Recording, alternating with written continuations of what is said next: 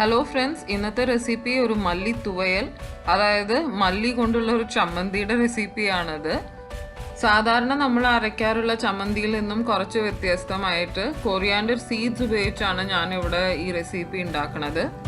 എൻ്റെ ചാനൽ നിങ്ങൾക്ക് ഇഷ്ടമായെങ്കിൽ പ്ലീസ് സബ്സ്ക്രൈബ്. ഓൾസോ അതിനടുത്തുള്ള ബെൽ ബട്ടൺ പ്രസ് ചെയ്ത് കഴിഞ്ഞാൽ നിങ്ങൾക്ക് പുതിയ വീഡിയോ നോട്ടിഫിക്കേഷൻസ് വരും. അപ്പോൾ ഈ റെസിപ്പി എങ്ങനെയാണ് ഉണ്ടാക്കണമെന്ന് നമുക്ക് നോക്കിയിട്ട് വരാം. ഇതാണ് നമുക്ക് ആവശ്യമുള്ള സാധനങ്ങൾ. ഞാനിവിടെ എടുത്തേക്കണത് ഒരു 2 ടേബിൾ സ്പൂൺ മല്ലി,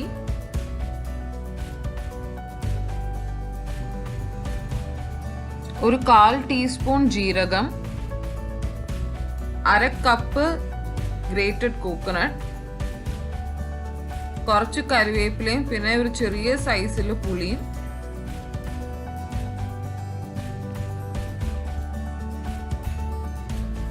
ആവശ്യത്തിന് ഉപ്പ്, പിന്നെ 3 ചുമന്ന മുളകും 2 വെളുത്തുള്ളിയും.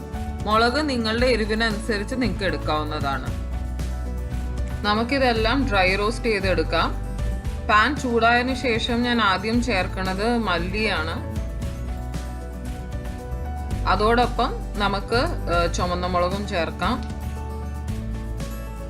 മല്ലിയും മുളകും ഒരു 3 മിനിറ്റ് മീഡിയം ഫ്ലെയിമിലിട്ട് നല്ലോണം നമുക്ക് ഡ്രൈ റോസ്റ്റ് ചെയ്യാം. മല്ലി ഒട്ടും കരിഞ്ഞു പോവാണ്ട് ശ്രദ്ധിക്കണം.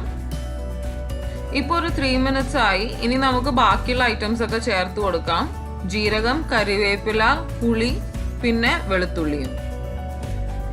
ഇതെല്ലാം ചേർത്ത് നമുക്കൊരു 1 to 2 മിനിറ്റ്സ് മീഡിയം ഫ്ലെയിമിൽ വീണ്ടും ഡ്രൈ റോസ്റ്റ് ചെയ്യാം. ഇപ്പോൾ ഇൻഗ്രീഡിയൻസ് എല്ലാം നല്ലോണം റോസ്റ്റ് ആയിട്ടുണ്ട്. നമുക്കിനി ഇതൊരു മിക്സി ജാറിലേക്ക് മാറ്റാം. നല്ലോണം ചൂടാറിയതിനു ശേഷം എടുത്തു വച്ചിരിക്കുന്ന തേങ്ങയും ഉപ്പും ചേർത്ത് ആദ്യം ഒട്ടും വെള്ളം ചേർക്കാണ്ട് നമുക്ക് ഇതൊന്ന് അരച്ചെടുക്കാം.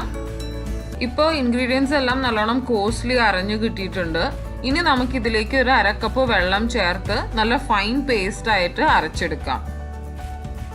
ഇത് ചട്നിയല്ല, അതുകൊണ്ട് വെള്ളം ഒരുപാട് ചേർക്കരുത്, കുറച്ച് മാത്രം ചേർത്താൽ മതി. ഇനി നമുക്ക് ഇതിലേക്ക് കടുക് വറുത്തിടാം.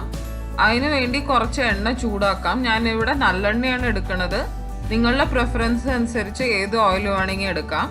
എണ്ണ ചൂടായതിനു ശേഷം കുറച്ച് കടുക് ചേർക്കുക. കടുക് പൊട്ടിയതിനു ശേഷം കുറച്ച് ഉഴുന്നൊന്ന് നല്ലോണം ബ്രൗൺ ആയതിനു ശേഷം നമുക്ക് കുറച്ച് കറിവേപ്പില ചേർക്കാം. ഇപ്പൊ നമ്മളുടെ ചമ്മന്തി റെഡിയായി. ഇത് ഇഡ്ഡലി, ദോശ, അത് കൂടാണ്ട് ചോറ്, ലെമൺ റൈസ്, കേർഡ് റൈസിന്റെ ഒക്കെ ഒപ്പം ഒരു അടിപൊളി കോമ്പിനേഷൻ ആണ്.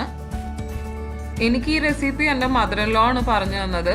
അപ്പോൾ ഈ വ്യത്യസ്തമായ ഒരു ചമ്മന്തി നിങ്ങൾക്കും ഇഷ്ടാവുമെന്ന് വിശ്വസിക്കുന്നു. തീർച്ചയായിട്ടും ട്രൈ ചെയ്ത് നോക്കുക. നമുക്ക് അടുത്ത വീഡിയോയിൽ കാണാം. Thank you.